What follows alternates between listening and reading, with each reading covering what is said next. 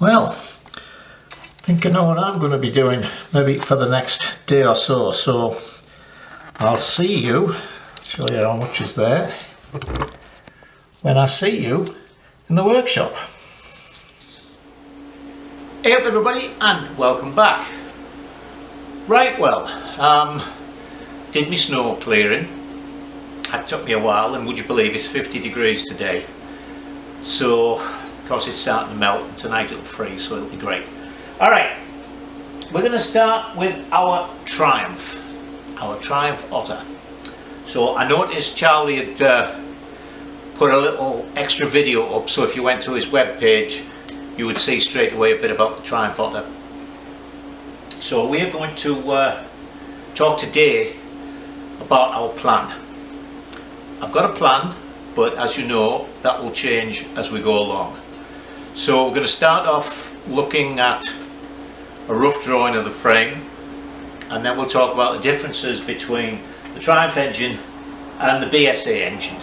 And funnily enough, as you'll see when we pull the tape measure out, there's not that many differences. So in fact, since we're over here, let's start with the Triumph engine and the BSA engine and some dimensions, and then we'll look at the frame. Now I'm just going to be a disembodied voice because I wanted to be close up on the engines. And the reason the engines are stood here like this is because I took that off the shelf here, just behind me, to put it in the stand on this chair, and it was bloody heavy. I was going to take it over and put it on the bench next to the Beezer engine, but I decided it was easier to bring the Beezer engine over here. So definitely what we're going to do with this is take it apart in the engine stand, and then when we rebuild it, we'll rebuild it in the frame. Now what we're going to do with the engine is actually we're going to take the engine apart next week, because I want to see what I need to order. Now I didn't find them. Charlie Prescott found me some alloy barrels. His brother is building a Matisse, and he found this chap who races Triumph Twins, scrambling, I think in his own frames, I can't remember. But anyway, every now and again he gets a batch of 500 barrels cast, then he machines them, and then he gets them Nickersill plated. Now I didn't want the Nickersill plating because we're going to mess around. We're going to use Z1000 pistons, so I'm going to put liners in. So I'm just getting a pair of barrels machined up, and I think there's an alloy valve block as well, a couple of bits anyway. And again, bloody expensive, because as with all one-off things, there's a lot of work involved, so because they're time consuming, they turn out to be expensive, but that's just the way it is. Alright, so what I'm going to do with this as well is strip it and then put it back together again. Well, the middle cases, put the barrel and the head on so that it's a lot lighter, just the same with the XS650 and the Yamasaki and what have you. It's a lot easier to handle an empty engine. So that's my B25. I've got the head off because I want to check the big end bearings and stuff like that. So the first thing we'll check is the height. Because I've got the head off that, just behind me on the shelf here, there's a B40 engine. So let me just find out how tall a B40 is. And it's basically 18 inches. Alright. So let's have a look here. And we are 17.5 inches. So we don't have any worry about the height, because don't forget, the Otter frame is a BSA Otter frame. So just as with the ones I build, they're designed to take this engine. So we want to see how much of a difference we've got. So there I know it's no taller, so we don't have to worry about that. Right, front to back. Front to back we'll say right from the end of the chain case, first of all, 15.5 inches. 15 inches. So let's see.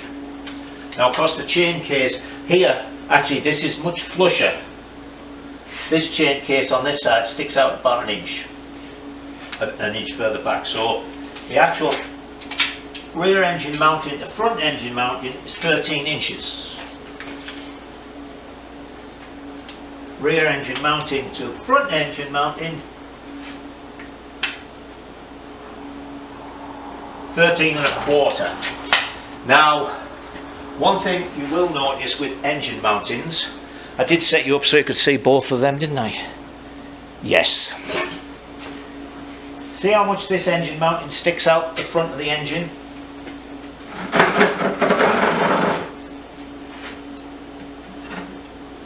Look. This actually sticks out further.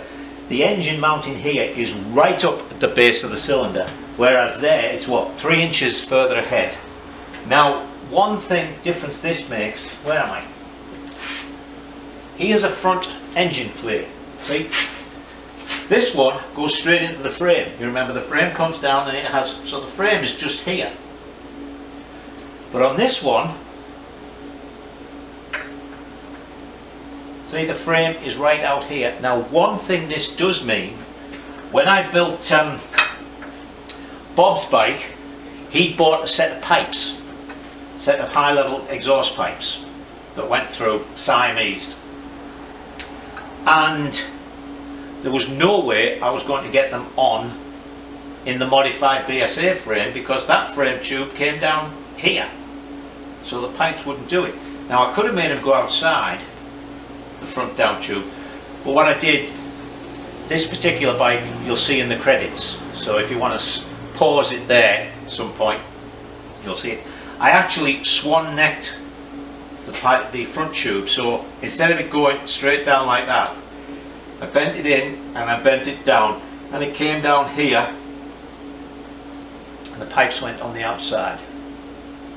There's plenty of room, so I don't know how much space we're going to have here. We're going to have alloy plates that will go to the same as this, but the alloy plates will be like this: 3 points on the engine, 1 point here, and the actual engine mountings are slightly over as well.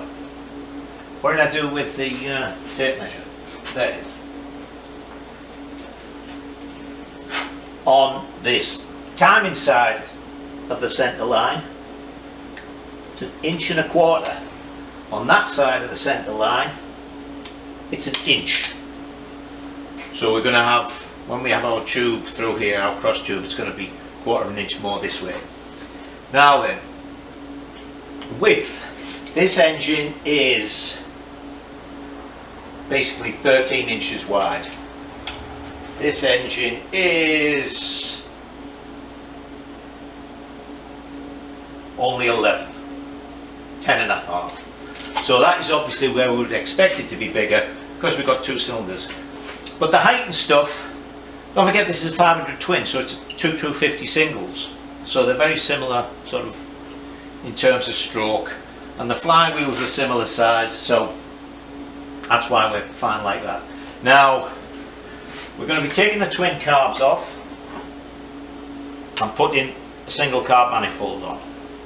And if you're doing this, depends on what year the engine is. Apparently there are 2 different manifolds. The bolt patterns are slightly different, and I think the earlier ones were 1/4 inch bolts. These are 5/16. So make sure, if you're doing this, make sure you get the right manifold. What else do we need to know about the engine? Not much really. We've got a bottom mounting. We're not going to have a bottom tube. And what I did with the other one was I used 1/4 inch alloy plate as a bash plate, and it was solidly mounted front and rear. And then this front engine, this middle engine mounting here on the bottom, I actually made as part of the plate. And then the triumphs had a nice big head steady, so we will do that as well onto the top tube. Now the other thing that we've got to check up on is going to be the chain line. I've been measuring this stuff, so I want to keep the engine centered in the frame. And as you'll see when we look at some of the measurements, I can make adjustments to the rear hub and we can get our chain line fine. So let's have a look at the frame. I've made just a rough drawing so I could put some dimensions on. One of the bits on Charlie's website is a piece on making the frame, some pages on that with a lot of dimensions and what have you. So I grabbed them off it, and again, this is his set of dimensions for building the frame with a BSA engine in, either 250 or the 340. So we are going to be slightly different, but basically we've got three pieces to make, if you like, the diamond of the frame. The engine is a stressed member, and we're going to put a nice big bash plate on to tie it all up at the bottom as well. I think on the latest Faber ones this tube is actually bent, but the way Charlie builds them is to mitre it here, and then there's a big gusset plate goes in here on both sides, and of course there's a gusset plate on the head. So he's got, this tube is vertical, 103 degrees, and then it's 23 inches to there, it's 16 and 1/8 inches long. You can see the various dimensions. Then the swinging arm is mounted in a box. Don't know what I did there, the line went completely wrong. So I noticed for the BSAs he's got a hole. Oh, one thing I should mention is this tube and this tube on his frame are 2 inch because he's oiling frame, and I'm not going to do that. So I'm going to use 1.5 inches all the way through, and probably 1 inch for this part. So Charlie has a round hole in there. I notice on Ian Ballard's Foster Triumph, so it's a genuine original one, it's not a frame he built, that this only, it doesn't go all the way around, it just goes to there. Instead of being a circle, if you like, it's just a U. Now looking, we've just looked there at the back of the engine. There is more space, I think, behind the engine on the BSA, where the engine mounting is to the actual back of the engine, than there is on the Triumph. So perhaps there isn't enough room to put that much in, or the engine would be up against it. So we've got to look into that. So there are 2 of these plates, that's it there. Battery just gave out then, it went click when I was halfway through the sentence. So what was I saying? Oh yeah, there's 2 plates made like that, top one and a bottom one, and this goes onto there. So that's where that seat pillar comes, and this is the mounting. There are ends in each side where the swinging arm pivot goes through. Now we could make this plate and extend it a little to mount the footrests on, or we could make a bolt-up plate. I haven't decided which to do yet. It's all going to be made out of chrome moly truck lorry, so even this plate here is going to be chrome moly plate. So on Ian Ballard's information, this front down tube is 14.5 inches. This one is 17 3/4. But this one, you see, goes down further, whereas that just goes down to have the mount, well, the mounting here for the plates for the engine. So we will see what we see there. Can't think of anything else that's going to be much different. So let's have a little look at the swinging arm and the wheel, or the rear wheel I should say. I've drawn this out on the welding table because I wanted to see how things would be. So this is where the swinging arm mount is. So that box would be like that, if you like. It's 9 inches wide. This is the 4-inch tyre. That's the centre line. So this is, I think, 1.5 inch tube or something, and this is 1 inch tube, and then 1/4 inch plate here to mount the wheel in. So what I was wanting to see was what the chain line was going to be like. Now this line here is the outside of the sprocket. Now as you can see, it comes a little close to the swinging arm there, so we might have to do some little bits of jiggery pokery here, either bring this out, put a bend in it, or whatever. I was thinking of making this out of box section, 1.5 inches by 1/2 by inch. because it would have been easier to do that, but it's like twice the price of tubing, of round tubing, so I decided against that. Now then, as you can see, we've got lots of clearance there for the swinging arm and the tyre. This line here is our wheel spindle, and this is from centre to centre is 15 inches, and that I've built based on this swinging arm. This is the one out the B25 that I shortened. So I know I can use this because I've got an 18 by 4 inch back tyre in that. So that gives us space to put a little gusset in, a couple of things like that. Now, as I say, here we'll have plates instead of these things. And by making it to roughly these dimensions, I can use the jig I made for doing the shortening of those. So here's the jig for the swinging arm.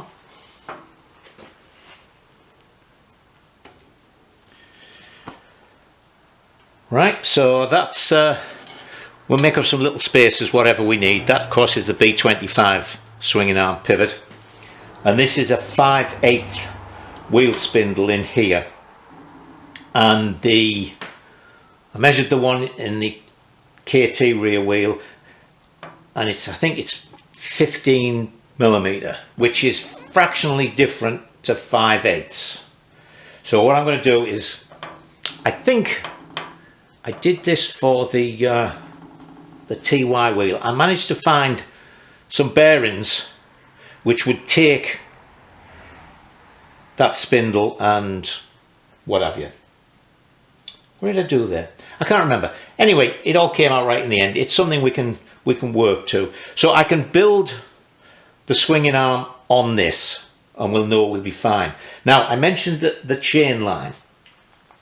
So the chain line from the center line on the Triumph engine it's fractionally, it's a few thou literally short of 3.5 inches. So it's slightly, it works out at 3/8 of an inch different to the center line to sprocket on the KT wheel. Now I could move the engine over, but I don't want to. I want to keep the engine centered. But what we've got here is, this is an 8-inch gap there, and the width of the hub in the KT is 7.5 inches. So I can move the hub over to get my chain line right, and then just make an adjustment when I rebuild the wheel to keep the rim on the center line. So we'll do all that when we measure rims and offsets and stuff like that. So that will all go together nicely. I'm wanting to keep, I don't want to have to put bends in these because getting them to be exactly right would be difficult. And I noticed on Charlie's swinging arm, and of course on this B25 one, they're straight. It makes things a lot easier. We can make these straight, and the plate, we'll actually put a little bend in the plate so that we can actually move this over if we want. Put a slot into the tube and slot that right in there, and the slot can be, I can mill it, I can do the slot straight in there and just put a slight bend in that so that when it fits in, it goes in there. Just makes it easier. I could slot this tube at an angle, but that would be so difficult, or not incredibly difficult, but a mess on. Whereas just popping that in the vise and milling it down the centre of it would be nice and easy, and then we just put a slight bend in that so that these are parallel and the inner part that gets welded into the tube is at a slight angle. So that's for the dimensions and so on. Now the bearings, I'm going to try something different here.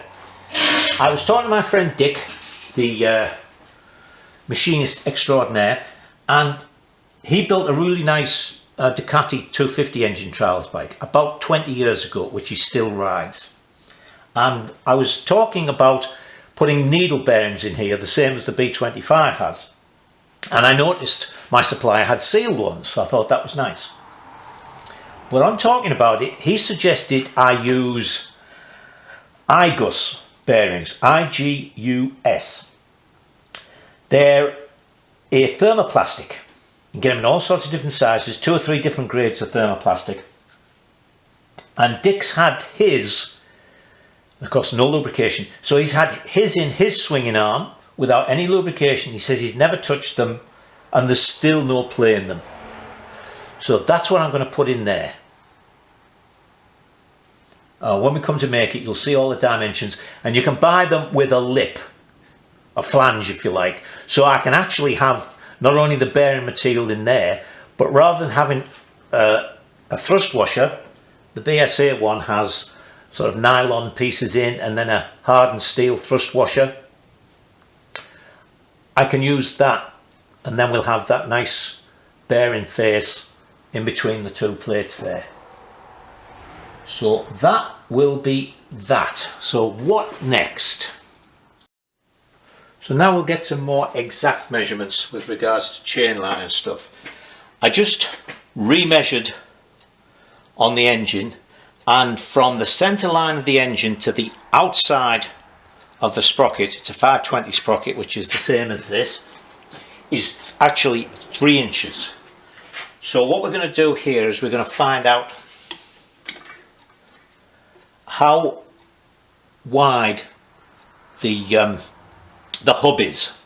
So that's laid flat on that side of the hub.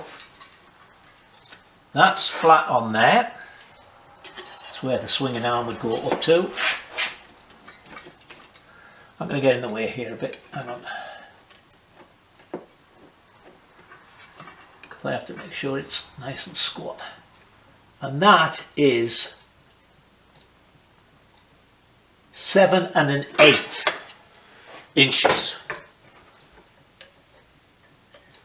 Right? Now, as I mentioned, the swinging arm is going to be 8 inches wide, so that gives us 7/8 to play with on the actual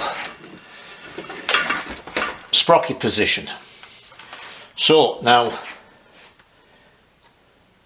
we're going to find out the outside of the sprocket to the centre of the rim. Now, when I mentioned, I'll just bring this up to clarify something. On the last thing, when I was talking about building the wheels, when I was talking about offset, I measured it from here to there, to the rim. Hang on. Yeah, see, I'm talking away again and you can't see a bloody thing, can you? I measured it from the edge of the brake drum to the edge of the rim.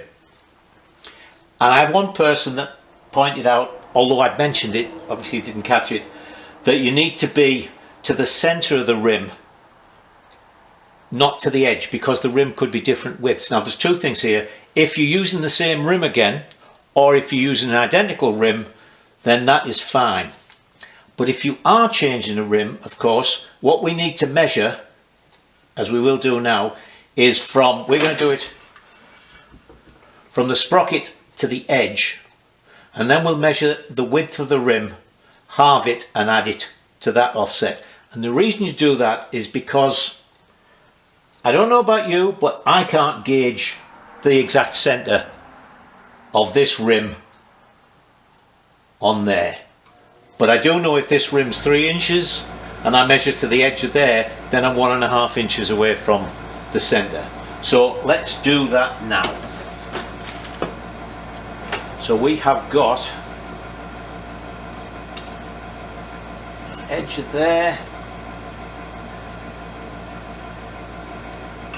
to there. We have got 2 and 3/16. Okay, so we'll just make a note of that number, just write it on a scrap bit of paper. So that's 2 and 3/16. That heater isn't too much, is it? Hang on, I'll switch it off.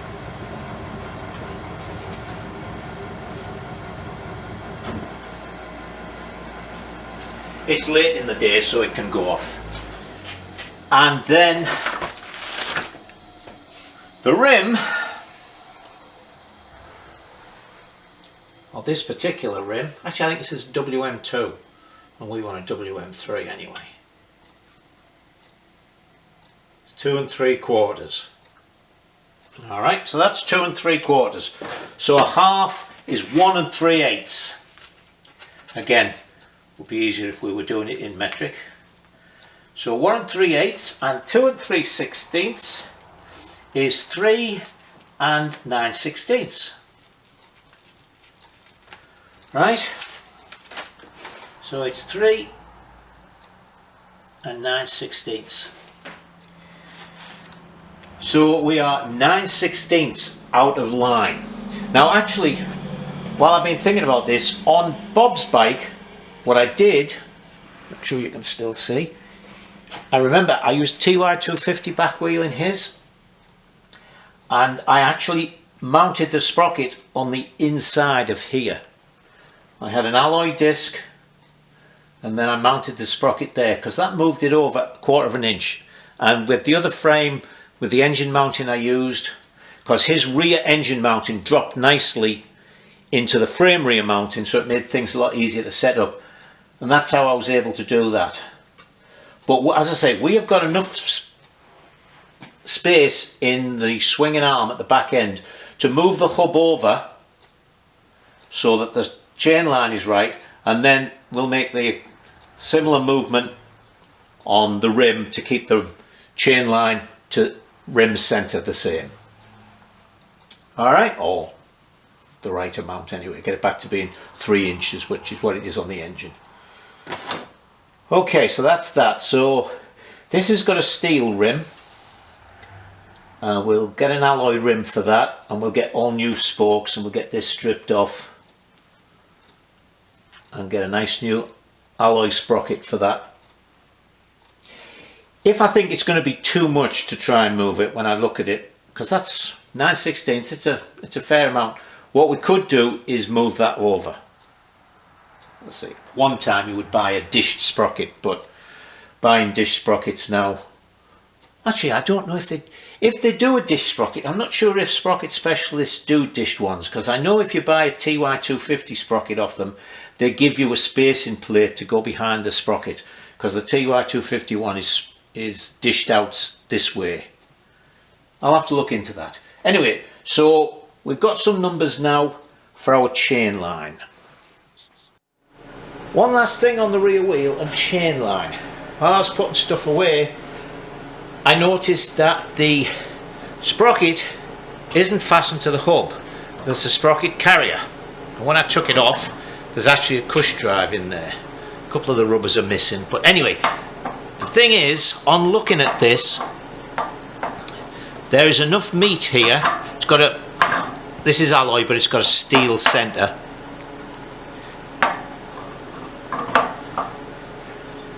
I can face this off and take a 1/4 inch off there, and it will still be amply strong enough. So then I phoned sprocket specialists and asked them if they did dished sprockets. Now they don't actually do the formed dish sprockets, but if the dish isn't too much, they can turn it out of billets. So for instance here, if I take a 1/4 off that, I asked him could he give me a 1/4 inch dish going inwards. So what they'll do is they'll use sort of 1/2 inch thick alloy and then turn it so that it's how can I explain this, so it's 1/2 inch, so it's going to be offset like that. So in other words, on the outer part it'll be machined off this side, and on the inner part it'll be machined off there. So it's almost going to be like a step, but what it'll do is it will move the chain line 1/4 of an inch in. So with me saving a 1/4 there, chain line moved in a 1/4, that's a 1/2 inch. The 16th, or actually be a little less, I can take up in the way I lace up the wheel. Now the reason I'm pleased about that is because if I'd had to move the rim over 1/2 an inch, that's a lot to move it off its design line, if you like, but also that's really going to affect the spokes. This way I can just get a set of standard spokes and we'll be all done. Okay, so that is our rear wheel and chain line sorted nicely without having to do anything excessive. So I think I'm ready to outline the build plan. Right then, so next week, whoops, did I just kick you then? We're going to strip the engine. And as I say, that's for two reasons. One, I want to check what I need to buy for it, although I always miss things out. But also, as I say, we can put it back together hollow without the crank and all that in, so we can have something to stick in here and it won't be too heavy to manhandle. Then what we're going to do, I've decided, because we have these slight differences using the Triumph engine in there and exhaust and things like that, is first thing we're going to build is the swinging arm, because the swinging arm, we know the dimensions of it completely, so we can build that and that's finished. Then, because we got the swinging arm, we'll build the swinging arm box.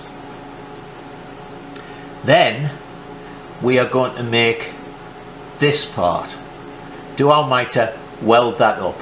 Now the yokes still haven't arrived for those forks. I tell you what, ever since this, and this is not political in any way, ever since this Louis DeJoy fella took over the post office here in the US, it's gone to absolute rat shit. These fork yokes are coming from Utah, I think it is, and I checked the tracking. They were picked up on the 12th. They went to the local post office on the 12th. Later that day they went to sort of the main sorting thing, and they're still there. They've never budged. They haven't even left Utah yet. And what's today's date? God, I don't know, it's the 26th or something like that. 2 weeks just sitting there. Anyway, because I haven't got them, I don't know what size taper rollers I'm going to use, and I don't know how long I need to make the headstock. So I'm a little bit stumped there. I'm hoping with the, you know, it's going to take a couple of weeks, to 1 week to strip the engine, 1 week to build the swinging arm up and everything. We'll have that. So what I want to do is make up this piece next. Then I can see, I know the angle there, and because this is going to be vertical, I can calculate what angle I need to put that at to get my sort of, I'm planning on 66 degrees or 24 degrees of fork angle. So I can build this piece, then that will go in the jig, and we can work out exactly where we need to put this on there. We can put the swinging arm in so we can get everything clamped up, get that all fastened. We can put the engine there so we know we're going to get the right chain line in the vertical axis as opposed to the horizontal axis, which we've just worked out. Then when I've got that done, we can put that piece in, put our gussets, actually we can gusset that one. Then we'll build this part, and then that's sort of the frame done. Alright, so that's it. Next week is the engine, week after is the swinging arm, week after that hopefully is this part of the frame and this, and we can start to assemble things in the jig. What I'm going to do actually, because obviously not everybody has a jig, in fact I should say probably very few people have a jig, but this is actually reasonably easy to build just on a flat surface. Because unlike say the oil and frame, we don't have side tubes at an angle. This is all in one plane. That and that can all be laid flat down, and then you just have to work out. So we could actually put it in a vise. You could hold it here in a vise to keep that vertical and start building the other stuff. Because if you've made the swinging arm, you put your swinging arm in, you hold this upright in a vise, and then, as you've seen I've done before, you can make up a couple of dummy rear suspension units, bolt them up tight and build this around them. So anyway, that is the plan. So as I say, next thing you'll see is me getting up to my elbows in a Triumph Twin. Now I've rebuilt a few of these engines, done a couple of Triumph restorations. Not my favourite engine to work on, but we'll get it stripped. Unfortunately I've got a couple of special tools for taking the camshafts and things out. So that's it for this week. So until next week, you stay safe and enjoy yourselves.